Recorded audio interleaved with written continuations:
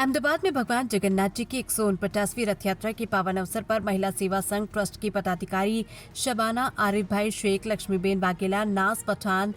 मेमूदाबेन पटेल तथा स्थानीय समाजसेवी आरिफ भाई शेख पानवाला ने श्री जगन्नाथ मंदिर पहुंचकर स्वामी श्री दिलीप दास जी महाराज का आशीर्वाद प्राप्त किया। इस अवसर पर रथ यात्रा के शांतिपूर्ण और सफल आयोजन के लिए शुभकामनाएं दी तथा सम्मान स्वरूप स्वामी जी को स्मृति चिन्ह भेंट किया, जहां हिंदू और मुस्लिम समाज के लोगों ने मिलकर एकता का प्रेरणादायी संदेश दिया। अहमदाबाद से कल्पेश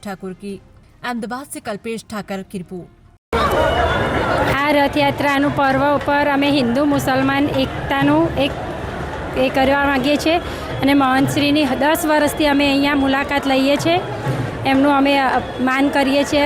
અને બધી જ લેડીઝોને કંઈ પણ પ્રોબ્લેમ હોય, ક્યારે બી કંઈ પણ તકલીફ હોય, મહિલા સેવા સંઘ એમના માટે ઊભી છે અને એમને તરત જ અમને કોલ કરવો અને અમારી મુલાકાત લેવી।